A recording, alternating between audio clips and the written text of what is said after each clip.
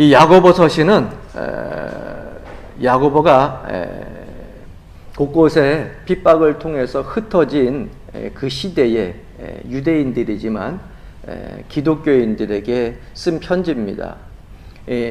야고보는 우리가 잘 알고 있다시피 예수님의 동생으로 그렇게 알고 있는데, 이 야고보가 예루살렘 교회의 제1대 감독을 지냈어요. 그리고 그는 복음을 위하여서 열심히 헌신하고 또 전파하다가 결국 순교자로 세상을 떠나게 됩니다. 이 야고보가 이 서신을 쓰면서 항상 믿음의 백성들에게 전하는 그 메시지는 어떤 것이었냐 하면, 아무리 핍박과 박해가 있다 할지라도 어떠한 곳에 가든지 하나님을 믿는 백성으로서 올바른 신앙과 믿음과 가치관을 가지고 살게 되면 반드시 이 그리스도의 복음이 온 세계에 전파되어 그리스도의 역사 속에 많은 사람들이, 이 땅의 온 인류들이 죽게 돌아올 날이 반드시 있을 것이다 라고 하는 그런 확신을 가지고 편지를 쓰고 그 내용을 전하게 됩니다. 그러다 보니까 야고보는 목회자이기도 하지만 한편으로 선교사라고도 이야기할 수 있습니다. 그런데 이 야고보가 신앙생활하는 유대인들의 모습을 보면서 믿는 사람들의 문제가 무엇일까라고 하는 것에 고심을 하게 됩니다. 12지파에게 문안한다 그랬는데, 흩어진 그 기독교 유대인들을 그들이 신앙생활하고 믿음생활하는데 무엇이 문제일까? 그것을 고심하다가 그들에게 위로의 말씀, 그리고 굳건한 믿음으로 설 수 있는 귀한 말씀을 전하기 위해서 이 서신의 내용 속에서 두 가지를 이야기하는데, 그 첫 번째는 시험에 관한 것이에요. 많은 기독교인들이 신앙생활 하는데 여러 가지 어려움들이 있다 보니까 그 사회적인 상황 때문에 시험을 당하는 일들이 많다. 그래서 시험 당하는 자들에게 시험의 참된 의미가 무엇인지를 깨닫게 해주려고 이 서신을 씁니다. 여러분, 지난 주에도 제가 말씀을 드렸다시피 예수 믿는 사람들이 시험이 없는 것이 아닙니다. 오늘 이 본문 말씀 속에서도 보게 되면은 여러 가지 시험을 당하거든, 이렇게 말씀하고 있는 것으로 보아 믿는 사람들도 역시 신앙생활하고 믿음생활을 하는 가운데에 시험이 있다는 거예요. 그런데 그 다음에 온전히 기쁘게 여기라 이렇게 얘기합니다.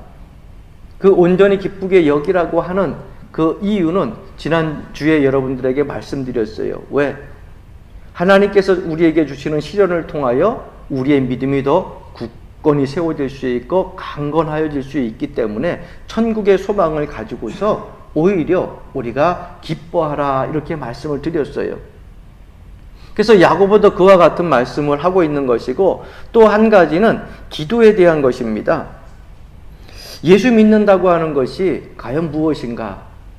저는 이렇게 정리하고 싶어요. 하나님께, 하늘에 계신 아버지께 기도하는 것이 바로 예수 믿는 것이다, 신앙생활이다, 이렇게 얘기하고 싶습니다. 예수 믿는다고 하면서 기도하지 않으면 여러분 신앙생활 온전히 잘하고 있다고 얘기할 수 없을 것입니다. 예수 믿는 사람들은요, 늘 기도생활을 유지해 나가야 됩니다. 기도생활을 통하여 하나님의 뜻을 알고 하나님의 계획을 알고 하나님이 기뻐하시는 것이 무엇인지를 알고 그 삶에 부응하는 삶을 살아야 되는 것이 바로 그리스도인의 삶의 모습이라고 하는 것이에요. 그런데 많은 사람들이 오랜 동안 신앙생활을 하면서 예수 믿는다고 하는 것이 신앙적인 삶을 윤리적으로만 해석하려고 하는 사람들이 종종 있습니다. 예수 믿는다는 것이 뭐 별것인가? 마음을 정결하게 하고 선한 마음을 가지고 이웃을 대하고, 그리고 사회 봉사하고 규제하고 긍휼히 여기고 이렇게 선한 행위들 하는 것이 예수 믿는 것이지, 여러분 예수 믿는 것이 그게 다가 아닙니다. 그것은 하나님께 기도하면서 기도하는 사람들이 나중에 그 후로 열매로 얻어지는 거예요. 하나님 앞에 기도하면서 내 마음과 내 가치관이 하나님께 정하여지고, 그래서 그 후에 우리의 삶이 바뀌게 되고 생각이 바뀌게 되고 언어가 바뀌게 되어서 선한 생활이 되어지고, 더 나아가서 이웃에게 구제하고 봉사하는 그러한 삶으로 이어지는 것이죠. 그 자체가 예수 믿는 사람들의 신앙생활의 근본이라고 이야기할 수는 없는 것입니다. 그래서 야고보는 예수 믿는 생활은 기도하는 생활이다, 이것을 지금 유대 기독교인들에게 편지로 전하여 주고 있는 것입니다. 사랑하는 성도 여러분, 여러분들이 모이기 힘든 이러한 코로나19 시대지만 여러분들의 삶의 터전과 또 가정과 일터에서도 끊임없이 기도하여 하나님과의 영적인 대화 가운데 교제를 이루어 가시길 주의 이름으로 간절히 축원합니다.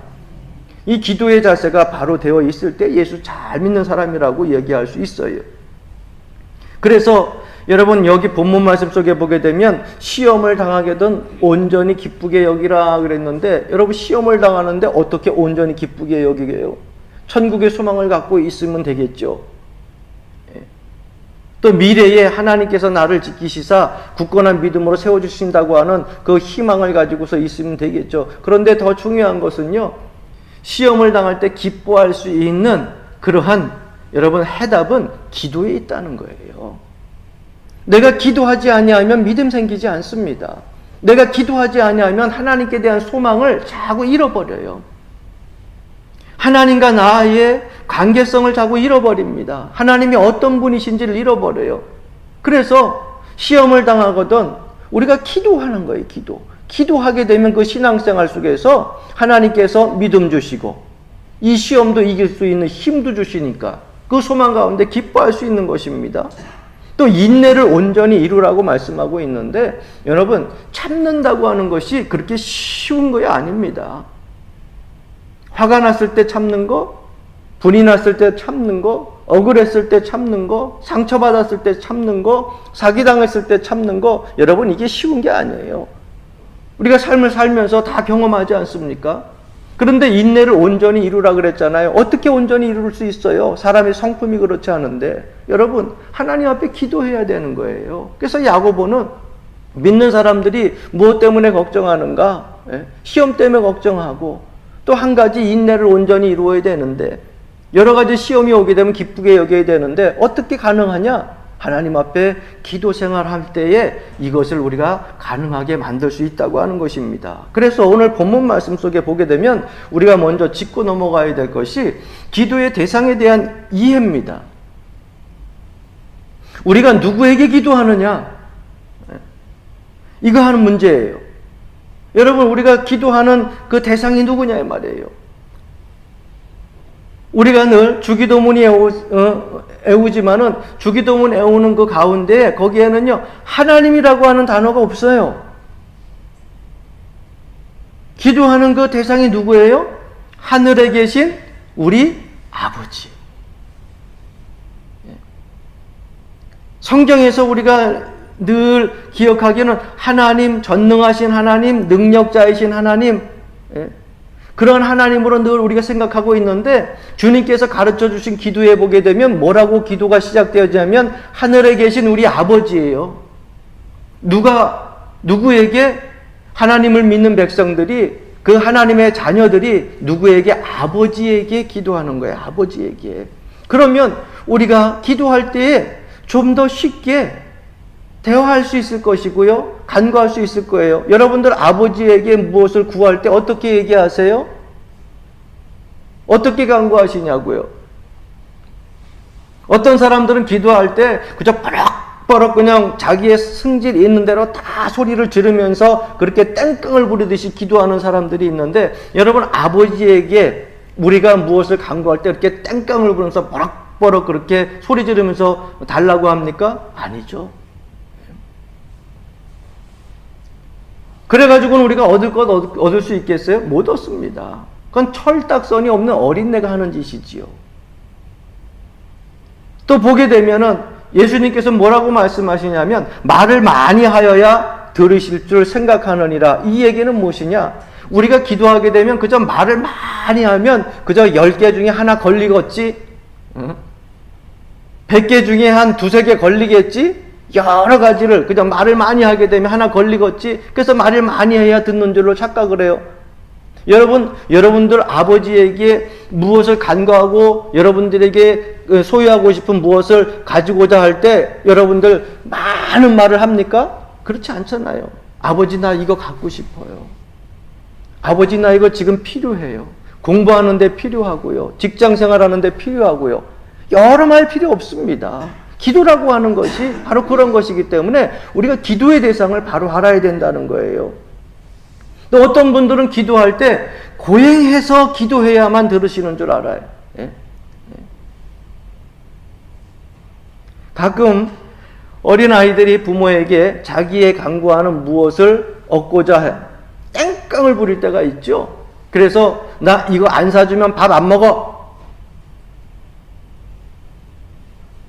나 이거 들어주지 아니하면은 나 그냥 굶을 거야. 그래가지고 어떤 고행을 통해 가지고서 위협하듯이. 예? 물론 마음 연약한 부모들은 그래 밥 먹어라 내가 해줄게 그럴 수도 있지만 여러분 하나님 앞에 기도드려지는 자세나 모습은 그게 아니에요. 어떤 고행을 통해서가 아닙니다. 누가복음에 보게 되면 바리새인과 세리의 기도의 모습이 나오지 않습니까? 바리새인은 서가지고 하나님 앞에 기도합니다. 모든 사람들이 다 볼 수 있는 그러한 자리에서 시간대가 되면은 거기에서 기도했어요. 그러나 예수님께서는 그 기도를 가지고 위선적이라고 말씀하셨어요. 그래서 주님 성전 문 들고 들어와가지고 들어오자마자 무릎을 꿇고 아버지 내가 죄인입니다. 죄인입니다. 긍휼히 여김을 바라면서 엎드렸던 그 세리의 기도, 그것이 진정한 기도라고 주님은 말씀하시지 않습니까? 그래서 야고보는요, 기도의 대상이 누구인가를 자세하게 가르치고 있어요. 그 기도의 대상은요, 바로 하늘에 계신 우리 아버지예요, 아버지. 다른 분이 아니라. 그런데 그 아버지는 어떠한 분이시냐? 꾸짖지 아니하시는 하나님이라는 거예요. 꾸짖지 아니하시는 하나님. 오늘 5절 말씀에 보니까는 너희 중에 누구든지 하고 말씀을 쭉 이어지다가 꾸짖지 아니하시는 하나님께 구하라. 하나님은요, 우리가 기도할 때 너 이거 왜 필요하냐? 어디에 쓰려고? 꼬짓꼬짓 사람처럼 따지지 않습니다. 왜? 이미 우리의 상황을 다 아시는 분이에요. 우리의 마음을 다 아시는 분이에요. 그래서 하나님은요, 이것저것 꼬짓꼬짓 따지지 아니하시고 하나님 앞에 우리가 믿음과 진심으로 기도하게 되면 다 구하면 주시리라 하신 말씀대로 우리에게 주신다는 거예요. 하나님을 그렇게 속 좁은 분으로 여러분 이해하지 마세요. 시편 103편 13절 말씀에 보게 되면 아버지가 자식을 긍휼히 여김같이 여호와께서는 자기를 경외하는 자를 긍휼히 여기시나니 이렇게 말씀하고 있습니다. 아버지가 어린 아들을 불쌍히 여기는 것처럼 너그럽게 생각하고 넉넉히 생각하고 필요할 때 구하면 구하지 않는 그 상태에서도 이미 알고 있기 때문에 구하면 즉시 주신다는 거예요. 그런데 우리는 하나님 앞에 종종 철부지의 모습을 보일 때가 많이 있습니다. 할아버지, 할머니가 되게 되면 손자, 손녀들이 생기죠. 당연히 할아버지, 할머니니까. 그런데 손자, 손녀들이 가끔 가다가 버릇이 없이 요즘에는 보게 되면은 할아버지, 할머니 그러는 게 아니라 야! 왜? 아직까지 언어가 제대로 입력이 되질 않았어요. 몸에 배지 않았어요. 어떨 때는 할아버지, 할머니한테 이놈 저놈 할 때도 있어요. 그런데 여러분 그럴 때마다 그저 이놈의 자식 잘못했다고 무조건 종아리 치고 머리 줘받고 그렇습니까? 아니죠. 아직 철딱선이 없고 아직 말 제대로 배우지 못하고 모르니까 어떻게 해요? 너그럽게 봐주는 거죠. 예? 말하자면 그 얘기예요. 우리가 하나님 앞에 구할 때 철딱선이 없어도 하나님께서는 꾸짖지 않아. 꼬짓꼬짓 따지지 않고 너그럽게 봐주신다는 거예요. 그런 분이 우리 하나님이시고 우리 아버지라는 거예요. 그리고 또 5절 말씀해 보니까 모든 사람에게 후히 주시고 후히 주시고 이 후히라고 하는 이 단어가 어떤 거예요? 넉넉히 주신다는 거 아니에요. 넉넉히. 내가 구하는 것은 요만큼밖에 구하지 않았는데 하나님께서는 그 이상의 넉넉히 주시는 거예요. 대박으로 재어가지고 나는 반대박 한 대박만 주세요. 그런데 반대박 달라 그러면 한 대박에다가 더 넘쳐서 흘러서 넘치도록 준다는 거예요. 이게 하나님의 모습입니다. 다만 우리가 달라고 해서 열이면 열까지 다 주시지는 않아요. 나중에 우리가 필요할 때 주시지만 왜 10가지를 다 주시지 않느냐 하면은, 여러분, 우리가 못 받는다고 거기에 대해서 불만을 품을 것이 아니라 지금 주면 안 되겠기에, 위험하기에, 그래서 주시지 않는 거예요. 위험한 물건을 가지고 노는 아이들, 아직 이것이 어떻게 사용되어지는지 모르는 애들에게 부모님이 이거 달라고 막 땡깡 부린다고 넓적넓적 여러분 부엌에 있는 부엌과일 같은 거 갖다 줍니까? 시퍼렇게 나선 거 아이들 자기 몸을 헤아리지도 못하는데 그냥 줍니까? 아니죠. 어느 정도 성장하고 그리고 그것을 관리할 수 있을 때 하나님께서 후유 주시는 것이죠. 그래서 우리가 하나님 앞에 기도할 때 가장 먼저 우리가 먼저 가지고 있어야 될 자세는 뭐냐? 믿음의 온전한 인격체를 먼저 형성을 해야 돼요. 하나님이 나에게 사업의 부를 주신다. 이 사업 부를 지혜로 잘 감당할 수 있을 때 하나님께서 사업의 부를 주시는 거고요. 넉넉한 물질을 주시는 것도 그 넉넉한 물질을 내가 잘 감당하고 사용할 수 있을 때 주시는 거예요. 인간의 탐욕과 그리고 또 욕심 때문에 제대로 사용하지 못하는 그러한 사람들에게 그것이 잘못 가게 되면 그것 때문에 오히려 가정이 힘들어지고 그리고 모든 삶이 힘들어지고 자기 자신에 있는 그 믿음까지도 잃어버리기 때문에 먼저 믿음의 인격체가 온전히 형성될 때까지 기다리는 거지 안 주는 게 아니에요. 후히 주시는 하나님이라고 말씀하고 있지 않습니까? 그래서 사도 바울도 빌립보서 4장 6절부터 7절 말씀 보게 되면 아무것도 염려하지 말고 오직 모든 일에 기도와 간구로 너희 구할 것을 감사함으로 하나님께 아뢰라. 그리하면 모든 지각에 뛰어난 하나님의 평강이 그리스도 예수 안에서 너희 마음과 생각을 지키시리라. 할렐루야. 어떠한 하나님께서 주시는 넉넉한 후히 주시는 그런 넉넉한 축복도 우리가 믿음의 인격체가 온전히 형성되어졌을 때 받게 되면 우리의 마음도 생각도 지키게 되고 또 그 안에서 더 놀라운 역사가 우리의 삶 속에 축복으로 다가오게 된다고 하는 것이에요. 그리고 오늘 본문 기도의 대상 다음으로 생각해야 될 것은요, 기도의 제목입니다. 이제 기도의 대상이 우리 아버지라고 하는 것을 알았는데 그분에게 이제 어떠한 제목을 가지고서 기도를 해야 되는가? 여러분, 하나님 앞에 드려지는 기도가 감사의 기도가 되어야 될까? 간구의 기도가 되어야 될까? 여러 가지 우리가 생각을 할 겁니다. 그런데 우리가 항상 생각해야 될 것은 주님께서 우리에게 해주신 말씀을 기억하면서 기도하면 돼요. 너희는 먼저 그의 나라와 그의 의를 구하라. 이게 주님께서 우리에게 주신 말씀이거든요. 그러니까 내 필요한 것에 간구에 앞서서 내가 먼저 생각해야 될 것은 뭐냐? 너희는 먼저 그의 나라와 그의 의를 구하라. 하나님이 기뻐하시는 것이 무엇일까? 하나님이 정말 나에게 원하시는 것이 무엇일까? 하나님이 내 믿음 생활을 통하여서 무엇을 받기를 원하실까? 하나님을 나를 이 땅에서 하나님의 형상대로 지으시고 많은 사람들 중에 정말 허물 많고 죄 많은 나지만 하나님의 백성으로 선택하신 이유가 뭘까? 그것을 놓고서 하나님의 뜻이 무엇인지를 놓고 우리가 기도 제목을 정해야 돼요. 그저 돈 많이 주세요. 출세하게 해주세요. 잘 되게 해주세요. 성공하게 해주세요. 그냥 이것이 기도의 제목이 아니라 정말 내가 출세하려면은 뭐 때문에 출세하는 거예요? 하나님의 영광을 드러내기 위해서. 내가 물질을 많이 가질 수 있는 그런 부유한 사람이 되기를 원합니다. 뭐 때문에 부유한 사람이 되기를 원합니까? 큰 집에서 살고 큰 자가용 살고 그저 땅 넉넉히 넓은 마당에서 살고 이런 것 때문에 여러분 하나님 앞에 간구하고 기도합니까? 아니죠. 그 많은 물질을 가지고서 하나님 앞에 어떻게 내가 지혜롭게 믿음으로 잘 사용하는 믿음의 인격체가 될까? 그것을 놓고 기도하게 되면 기도의 제목이 분명히 세워지면 그 다음에는 오늘 말씀대로요. 그리하면 주시리라. 한번 따라 합시다. 그리하면 주시리라. 그렇게 약속하고 있잖아요. 그래서 어떠한 기도가 참 기도냐? 하나님의 뜻을 앞세우면서 기도해야 됩니다.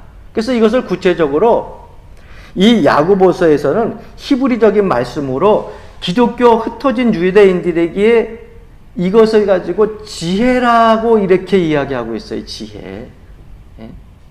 기도의 대상을 바로 알고, 기도의 제목이 어떤 기도의 제목을 가지고서 드려야 되는가, 이것을 바로 아는 것이 지혜라, 이렇게 얘기를 하고 있습니다. 여러분, 지혜는요 삶의 본질이에요. 사도 바울에게 있어서는 믿음, 베드로에게 있어서는 소망, 요한에게 있어서는 사랑, 그것이 삶의 본질이었어요. 그래서 여러분, 우리가 사도 바울이 쓴 서신에 보게 되면 로마서도 그렇지만 다 보면은 믿음에 대하여 가지고서 계속해서 말씀을 전하고 있고요. 사도 베드로는요, 하늘나라의 소망, 천국의 소망, 미래 다시 오실 예수 그리스도, 그분에 대한 소망에 대해서 흩어진 유대인들, 핍박당하고 박해당하는 유대인들에게 전하고 있고요. 요한은 어떻습니까? 늘 자기 자신을 예수님이 사랑하는 제자라 그러잖아요. 그래서 자기 서신에도 보게 되면은 사랑하는 제자가 예수의 품에 곁에 누웠더라, 앉았더라, 이런 식으로 항상 사랑이라고 하는 단어를 빼놓지 않고 씁니다. 그것이 그들의 삶의 본질이었고 하나님께서 은혜로 주신 지혜였다고 하는 거예요. 믿음, 소망, 사랑, 지혜, 얼마나 아름다운 덕입니까? 구약에서 이야기하는 지혜를 신약에서 우리가 얘기하자면 바로 성령이에요. 그 지혜를 어떻게 얻을 수 있느냐? 주의 성령께서 우리의 삶 속에, 우리의 영혼 속에, 우리의 심령 속에 임할 때 우리의 삶에 지혜가 생긴다는 거예요. 할렐루야. 성령이 내 마음에 임하게 되면 그리스도의 마음을 알게 되고요, 아버지의 마음을 알게 되잖아요. 그러면 그 지혜를 우리가 어떻게 얻을 수 있느냐? 첫 번째로 지혜가 없음을 깨닫는 지혜가 있어야 돼요. 여러분, 이게 무슨 소리예요? 우리가 돈이 없어서 못 삽니다, 가난해서 못 삽니다. 아니에요. 지혜가 없어서 못 사는 거예요. 우리에게 천연자원이 부족합니까?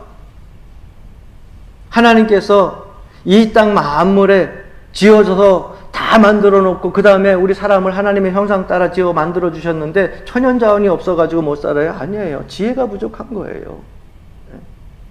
많은 사람들이 혈기를 부리고 복잡한 이런 사회의 삶 속에서, 경쟁 속에서 성공이라고 하는 그 탐욕에 눈이 어두워가지고 그것을 향하여 달려만 가다 보니까는 우리의 삶 속에서 잘 사는 것 같은데도 항상 부족한 거예요. 있는 것 같은데도 막상 손을 펴보면 아무것도 없는 거예요. 그래서 가난한 거예요. 옛날에 용한 점쟁이가 하나 있었습니다. 사람의 운명을 얼마나 잘 맞추는지 많은 사람들이 그 점쟁이를 찾아갑니다. 그런데 임금이 이렇게 가만히 보니까 그 점쟁이가 그 점을 통하여 가지고 주변에 있는 많은 사람들을 현혹시키는 거예요. 그래서 점쟁이를 혼내줘야겠다 생각을 하고서 그 용한 점쟁이를 찾아갔습니다. 이제 왕이 변신을 하고 찾아간 거예요. 그리고 나서 그 점쟁이에게 가가지고 이야기를 합니다. 네가 점을 잘 친다고 하는데 돌아다니면서 그렇게 많은 사람들을 현혹하는데, 그래, 내가 죽을 날이 언제냐? 내가 죽을 날이 언제인지 알면 내가 후히 상금을 주지만 그렇지 않으면 내 목숨을 얻을 것이다. 그런데 점쟁이가 어떻게 알았는지 이 사람이 임금인 줄 알았어요. 뭐 수소문을 통해서 알았는지, 아니면 들리는 소리 미리 정보를 통해서 알았는지, 가만히 생각을 해보니 이 점쟁이가 이 임금이 언제 죽을지 그거를 알려줘야 되는데 이게 대체 알 수가 있나요? 그래서 머리에 한참 동안 생각을 하다가 지혜를 가지고서 이 점쟁이가 그 임금에게 이야기를 합니다. 다른 거는 모릅니다. 다른 건 모르지만 제가 죽을 날은 알지 못하겠으나 제가 죽으면 사흘 후에 임금님이 죽습니다. 이렇게 대답을 합니다. 임금이 곰곰이 생각을 해보니까 죽을 날은 알지 못한다. 임금이 죽을 날은 알지 못하지만 점장이가 죽은 다음에 사흘 뒤에 임금님이 죽는다고 하니까 그게 머리에 박혀서 사라지지 않는 거예요. 야, 이게 사람을 현혹하는 말이지만 만약에 저 점쟁이 말이 맞는다고 하면 이 점쟁이를 내가 죽이면 사흘 후에 내가 죽는다니까 사흘에 내가 죽을 줄도 모르겠네? 그 임금이 자기 죽을까봐 그 점쟁이를 살려줬다는 거예요. 여러분 삶 속에서도 지혜를 가지고 있는 사람들은 이렇게 자기의 위험을 잘 모면합니다. 그래서 우리의 삶 속에서 지혜가 필요한 거예요. 그 지혜를요, 내가 있다고 생각하는 것이 아니라 내가 지혜가 없다 생각하고 하나님 앞에 구할 때에 주의 성령께서 우리에게 지혜를 주신다고 하는 사실. 그 지혜를 가지고 살면 이 세상에 손을 펴도 아무것도 없는 것 같지만 그 안에 하나님께서 주신 풍성한 축복의 모든 것들이 보일 줄로 믿습니다. 두 번째, 지혜의 중요성을 알고 지혜의 우선순위를 두어야 됩니다. 열왕기상 3장에 보게 되면 솔로몬이 왕이 되어서 하나님 앞에 기도할 때 하나님께서 그에게 말씀하십니다. 내가 내게 무엇을 줄고 내게 구해라. 솔로몬이 부와 영광을 구하지 아니하고 하나님 앞에 구한 것은 열왕기상 3장 11절 말씀 보니까 자기를 위하여 수도 구하지 아니하며 부도 구하지 아니하며 자기의 원수의 생명 멸하기도 구하지 아니하며 오직 송사를 듣고 분별하는 지혜를 구하였은즉 뭘 구했다고요? 지혜를 구했다고요. 솔로몬 시대에 다윗과 같은 많은 전쟁이 없었어요. 그런데 솔로몬이 40년을 그 나라를 치리합니다. 그런데 여러분 솔로몬 시대만큼 그 시대 그 나라가 부강한 적이 없었다 그러잖아요. 금을 이 땅바닥에 굴러 돌아다니는 돌과 같이 여겼을 정도로 부귀와 영화를 누리며 살았던 것이 바로 솔로몬 아닙니까? 그래서 지혜를 우선순위에 두라고 하는 거예요. 세 번째, 우리가 어떻게 지혜를 구할 수 있느냐? 오직 믿음으로 지혜를 구해야 됩니다. 오직 믿음으로 구하고 오직 믿음으로 구하고. 여러분 아주 귀한 말씀입니다. 하나님의 능력을 믿고 하나님의 존재를 믿고 그리고 그 하나님의 놀라운 지혜를 믿고 그의 사랑을 믿고 그분이 우리에게 이 지혜를 주신다고 하는 것을 믿어야 됩니다. 하나님께서 먼저 여러분들에게 주신 귀한 지혜가 있어요. 가장 높은 지혜가 있어요. 그것이 무엇인지 아십니까? 바로 십자가의 능력이에요. 여러분 십자가의 능력이라고 하는 이 지혜는 어떠한 지혜냐? 예수 믿으면 구원받는다라고 하는 것 아무나 할 수 있는 게 아니에요. 여러분 오늘 예배를 마치고 나가서 이웃들에게 가서 예수 믿으면 구원받아 천국 가 그런다고 해서 그들이 바로 믿어요? 이해를 해요? 아니죠. 성령께서 나를 지혜를 주셔서 믿게 하셨으니까 우리는요 예수 믿고 구원받고 천국에 간다고 하는 거 하나님의 축복 아래 거하고 있다고 하는 것을 알잖아요. 그게 십자가의 능력이에요. 이미 우리에게 하나님께서는 가장 귀하고 높은 지혜를 우리에게 허락해 주셨다고 하는 거예요. 그런데 오늘날 많은 사람들이 신앙생활하면서 능력은 구하면서 지혜를 구하지 않을 때가 많이 있어요. 뭐 교회가 교회 얘기한다 그러지 마시고 요즘 보게 되면 여러분 뉴스를 통해서 나오는 소식들이 있잖아요. 그 속내막은 잘 모르지만은 이게 어디 근거도 없고 어디 출처도 없고 분명한 신학적인 교리도 없는데 곳곳에 여러분 교회도 세워놓고 보니까는 뭐 질병 치료한다고요? 내가 기도해야 한다고요?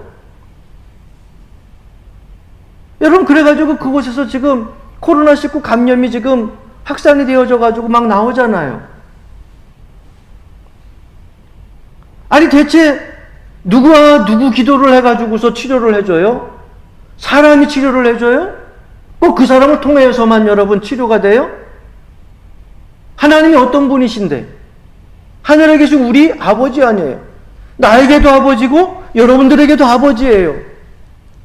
그럼 나에게만 전능하신 하나님이에요? 여러분들에게도 전능하신 하나님 아니에요. 그런데 누구에게만 가서 기도받아야 병이 낫는다 그래가지고 사후자방에 지교회 만들어 놓고 그곳에 가서 병치료 받는다고 돌아다니다가 이곳저곳 돌아다니다가 감염 확산시켜 놓고 믿어도 제대로 믿어요. 능력만 믿고서 지혜를 구하지 않는 거예요. 뭐가 근본이고 뭐가 진리인지를 여러분 제대로 알고 믿어야죠. 십자가 아래서 하나님의 자녀로 부름받고 믿음 있는 성도들은요, 어느 곳에서 하나님 앞에 기도해도 믿음의 인격체로 믿음을 갖고 의심하지 않고 구하면, 따라합시다. 그리하면 주시리라. 할렐루야.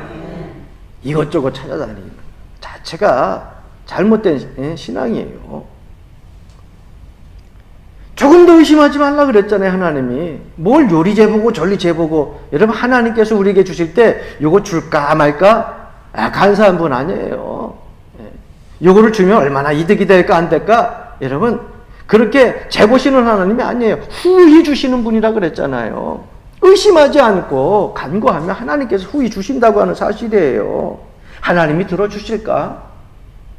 해결해 주실 수 있을까? 왜 안 들어주셔야 다 해결하실 수 있어요. 그 전능하신 하나님이니까 우리가 나와서 아바 아버지라고 부르고, 코로나19가 그렇게 감염이 확산되어져도 하나님 앞에 우리가 믿음을 가지고 나와서 찬송하고 예배하고 감사하는 것 아니에요. 그래서 하나님 앞에 구할 때는 의심하지 말고 오직 믿음으로 구하시기를 바랍니다. 오늘 본문 말씀 속에 보니까 6절 말씀부터 오직 믿음으로 구하고 조금 더 의심하지 말라. 의심하는 자는 마치 바람에 밀려 요동하는 바다 물결 같으니 이런 사람은 무엇이든지 주께 얻기를 생각하지 말라. 기도를 하면서 두 마음을 품은 사람이에요. 하나님 앞에 기도할 때는요, 의심하며 기도하면 소용이 없어요. 두 마음을 품은 자는 하나님께서 그 기도 들어주시지 않아요. 오직 나의 하나님, 나의 아버지께서 사랑하는 자녀에게 구하면 주시리라. 주신다고 했는데 후히 주시고 꾸짖지 아니하 주시고 넉넉하게 주신다고 하는 거 믿고 기도하시기를 바랍니다. 그래서 우리가 신앙생활 할 때 적어도 평생 주님을 위하여서 우리가 헌신하겠다라고 하는 마음을 가지고 계속해서 신앙생활 해야 될 줄로 믿습니다.